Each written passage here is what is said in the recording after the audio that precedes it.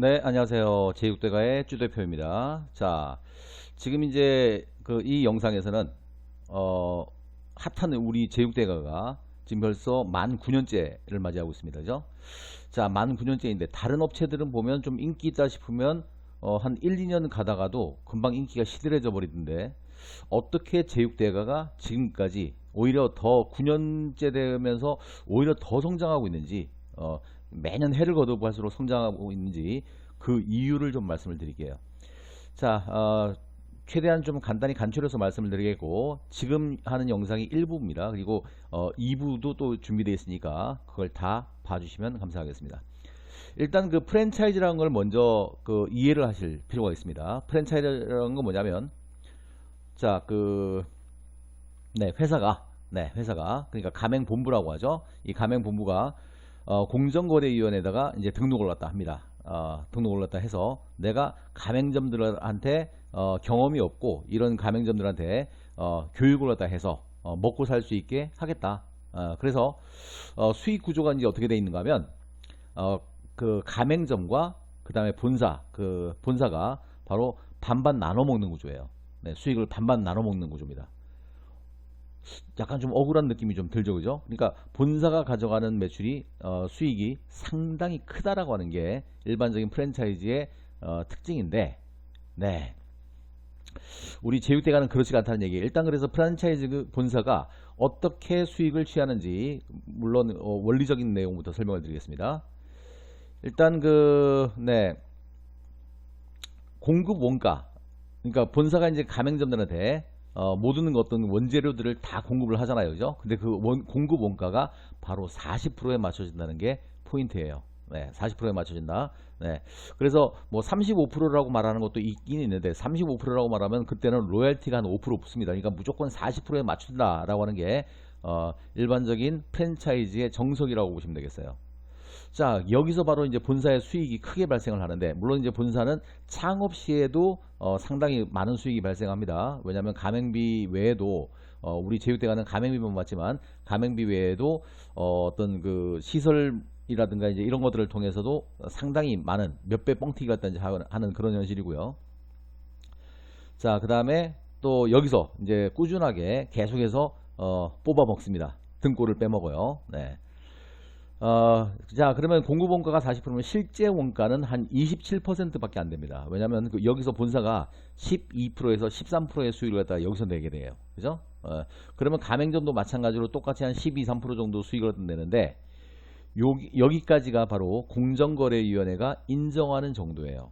네, 그러니까 이 본사가 너무 과도하게 또 욕심을 하다 이거보다 더 냈다라고 할 때는 그때는 좀 어느 정도의 제재를 받게 되는 거고요. 그죠? 자, 이렇다 보니까 본사의 수익이 많다 보니까 이게 뭐 잘 돼가지고 지금 우리 제육대가처럼 이게 9년째 이렇게 막 100몇십 개의 가맹점을 운영하고 있다라고 하게 되면 본사로서는 완전 대재벌이 돼버립니다. 완전 대재벌이 돼버려요. 이게 일반적인 프랜차이즈 형태인데, 근데 절대 일반적인 프랜차이즈 본사들은 그렇게 오랫동안 갈 수가 없어요. 지탱할 수가 없습니다. 몇 개 이제 우리가 알고 있는 파리바게뜨라든가 뭐 베스킨라빈스라든가 이런 업체만 제외하고는 그렇게 갈 수가 없습니다. 자, 왜냐면 누군가 해가지고 좀 잘 된다 싶잖아요. 그럼 바로 난립을 해버리기 때문에, 네, 난립을 해버리기 때문에 그렇습니다.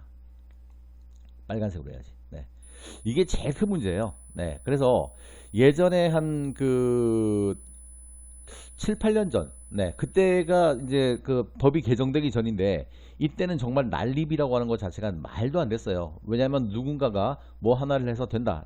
예를 들면 그렇습니다. 예를 들면 한식에서 예전에 그 뭐 배달돼지라고 하는 곳이 있어요. 배달 삼겹돼지 되지, 뭐 배달시키면 되지, 뭐 이런 배달돼지라는 업체가 맨 먼저 시작이 됐는데 여기가 좀 삼겹살을 갖다 구워주면서 막 인기가 있다 보니까 이거 쉽잖아요, 그죠? 별 특별한 노하우도 없고 그러다 보니까 삽시간에 이런 그 프랜차이즈 본사들이 한 30개 이상이 갑자기 생겨버립니다. 아주 짧은 시간 동안에. 그래서 처음에는 배달돼지가 처음에 뭐 좀 승승장구하면서 돈을 좀 벌었지만 시장이 완전히 다 쪼개져 버리게 되죠. 네, 30조각 나게 된다는 얘기예요. 그러다 보니까 본사들의 수익도 떨어지게 되고 또 고객들의 어떤 입맛이라든가 이런 것들도 나중에 시간이 지나면서 또 이제 퇴색되게 됩니다. 네, 저하가 되게 되죠. 그러면은 갑자기 또 본사가 사라져 버려요. 네, 그런 일들이 굉장히 비일비재했어요. 자, 이게 난립이라고 하는 게 너무 문제가 심화되다 보니까 이제 공정거래위원회에서 이제 새롭게 이제 법을 내다 제정해서 어떤 법을 내다 이제 그때 제정을 했는가 하면 직영점, 그러니까 본사가 운영하는 직영점이 1년 이상 운영이 됐을 때만, 네, 됐을 때만 본사로서 가맹점을 모집할 수 있다라고 하는 조항이 붙게 됩니다. 그러면서 이 난립이라고 하는 게 약간 뜸해지긴 했어요. 약간 뜸해지긴 했는데 요즘도 보면 오므라이스라든가 이제 이런 업체들이 굉장히 괜찮아지고 막 그 인기가 있다 보니까 그 난립을 다 이제 하고는 있어요. 근데 예전만큼 그렇게 빠른 속도로 되지 못합니다. 그러니까 저도 예상했을 때 저 품목 같은 경우는 한 6개월 정도 후면은 반토막 나겠구나. 현재 매출보다 반토막이 나겠구나. 또 6개월 더 지나면 또 반토막이 나고, 네, 이런 식의 형태가 됩니다. 그러니까 누군가 해가지고 잘 된다 하게 되면 난립 때문에 네, 이 오랫동안 지탱한다는 것 자체가 상당히 힘들다라고 하는 게 일반적인 프랜차이즈의 문제예요. 그러니까 이랬을 때는 본사로서는 물론 이제 그 뭐 짧은 기간 뭐 2년이든 3년이든 간에 지탱이 된다고 한다면 본사로서는 수익 볼 거 다 봤죠. 그죠? 근데 피해는 누가 피해만 봐요? 가맹점이 피해를 봅니다. 네. 뭐 일단 네, 이런 본사가 이게 문을 닫았는데 그 본사에다가 뭐 항의할 방법도 없어요. 그죠? 네, 다른 방법도 없습니다. 그러니까 가맹점들만 피해를 갖다 고스란히 보게 되는데요. 자, 제가 이 얘기를 해드린다라고 하는 거는 뭐냐면 우리 제육대가는 지금 방금 설명했던 일반 프랜차이즈의 속성을 전혀 따르지 않는다. 그렇기 때문에 지금 현재 9년이 넘었는데도 불구하고 완전 승승장구하고 있는 데다가 또 지금은 이제 불족대가라고 하는 그 샵인샵 브랜드까지 이제 등장하면서 완전 날개를 달아서 지금 난리가 나고 있는, 네, 그런 상황이 됩니다. 그리고 가맹점들의 수익도 상당히 높게 된다는 거, 네, 그 점을 갖다 지금 설명을 드리고 있습니다. 자, 이게 왜 어떻게 가능하냐면 바로 제육대가는요, 일반적인 어떤 그 가맹본부의 구성이라고 한다면 바로 이사들이 많아요. 그죠? 왜냐하면 한 사람이 이걸 다 모두 할 수 없다는 게 문제입니다.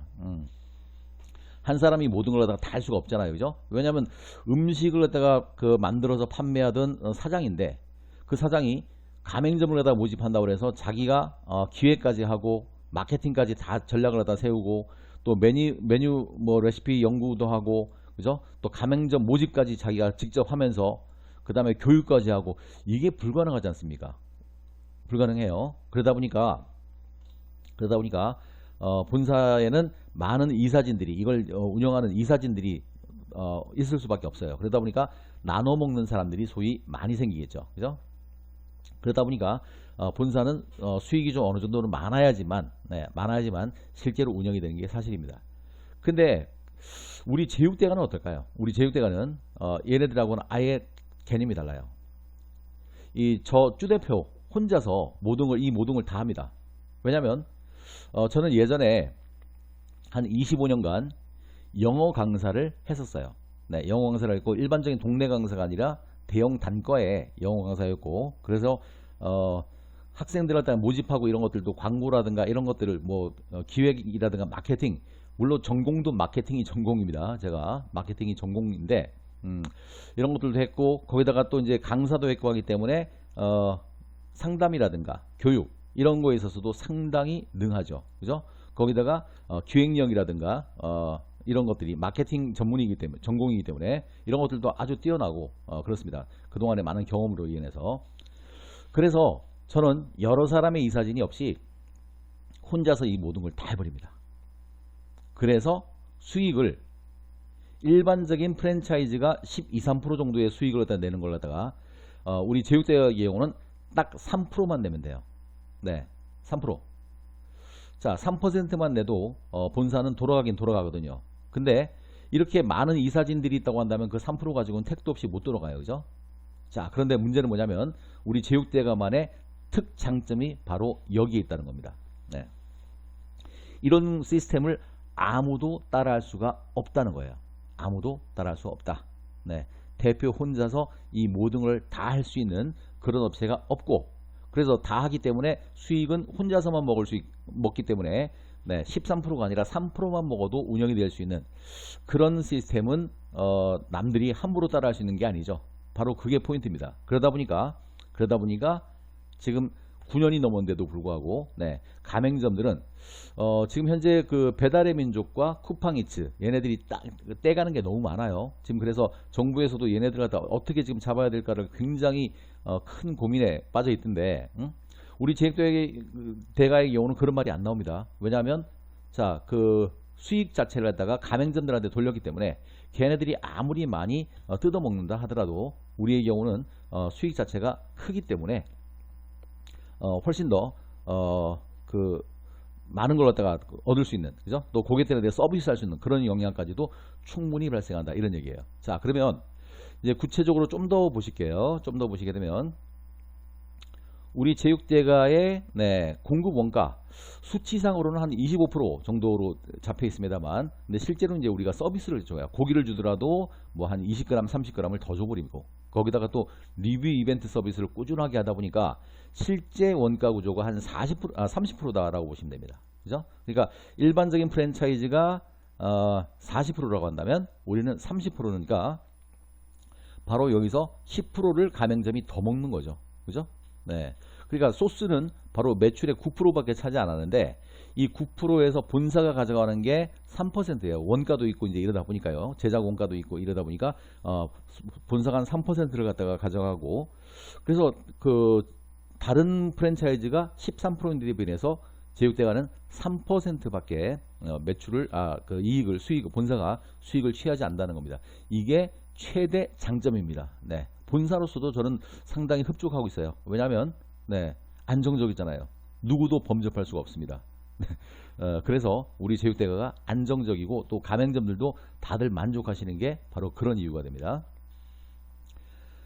자, 그래서 타 프랜차이즈에 비해서 원가율이 대폭 낮기 때문에 그에 대한 수익을 고객 모집의 가장 큰 어려움인 배달비를 낮추는데도 활용이 가능하다. 그러니까 우리는 막 무료 배달을 한다고 하더라도 수익이 남아요. 그죠? 네. 그래서 이런 유일한 수익 모델이 바로 제육대가의 시스템이다 라고 보시면 되겠습니다. 자, 그래서 다시 이제 결론을 말씀드리자면 제육대가는 타 프랜차이즈와는 달리 본사의 수익률을 줄인 대신에 운영조직의 체계를 단순화했다. 즉 대표 한 사람이 모든 걸 다 총괄을 해버리기 때문에 그 유사 프랜차이즈의 난립을 원천적으로 봉쇄했다. 아무도 이걸 따라할 수가 없으니까 그렇다는 얘기입니다. 그죠? 수익 구조 자체를 누구도 모방할 수가 없다. 네, 그렇습니다. 자, 이게 우리 제육대가의 가장 큰 포인트가 되겠습니다. 네, 이상 1부를 마치겠고요. 1부를 마치겠고, 자, 이제 2부에서는 네, 또 아주 재밌는 내용이 이어집니다. 자, 기대하세요.